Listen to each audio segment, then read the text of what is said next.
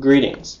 My name is Dr. Sebastian Mahfood, Associate Professor of Intercultural Studies at Kennert Glennon Seminary in St. Louis, Missouri. Welcome to a short presentation entitled Love and Responsibility, the Personalization Principle in Cyberspace. This is part 1 of 4, the introduction. The nature of technology, according to Marshall McLuhan in Understanding Media, the Extensions of Man, is found in its being an extension of the human person, and the nature of cyberspace is a form within which human persons are enabled to extend themselves to one another. It is for this reason that our use of websites, blogs, videos, and other interactive media we find online is a personal encounter with another, in the sense that real persons are involved on the other end of any connection. This idea may be counterintuitive to our experience in training, because we are not used to considering, say, images we find on Google's image search as extensions of the person who posted them. We tend to think of them in terms of orphaned artifacts laying around waiting for someone to make use of them.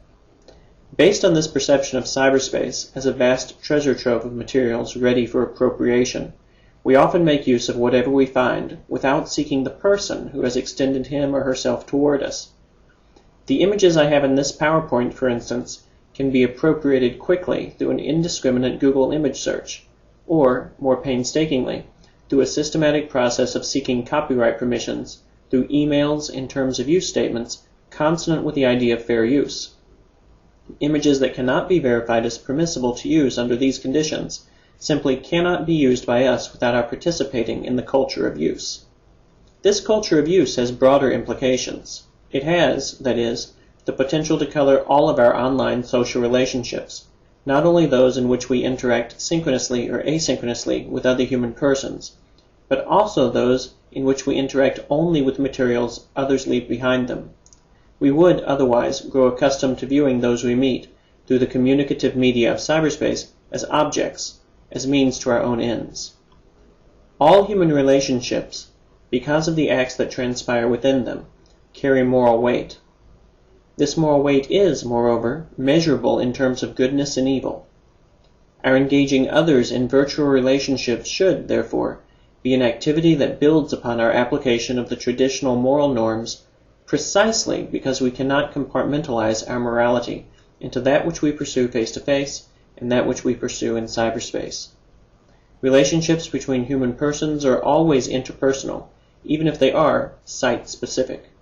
Without this understanding that our communicative partners are persons, even in the form of our interacting with the extensions of themselves they generate in cyberspace, it is too easy for us to view those we encounter in cyberspace merely as means to our own ends, without responding to them properly through love.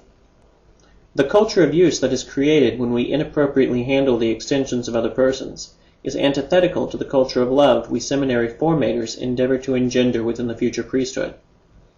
That most of us have never been trained in the grammar of cyberspace, sufficient for us to meaningfully evaluate its moral norms, is a situation we have to correct if we are to have any credibility with our students who arrive with a great deal of technological savvy, but little grasp of the role technology ought to play in service to the Church.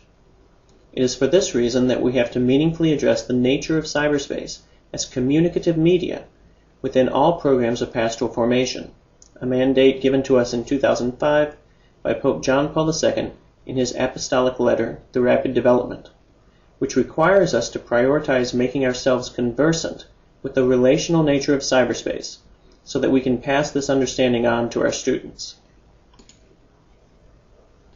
This credits page is a fulfillment of the content of this portion of the presentation. The background image of John Paul II from his book Love and Responsibility was designed by Ken Farnhill, and permission to use on an internet posting was purchased through the Copyright Clearing Center.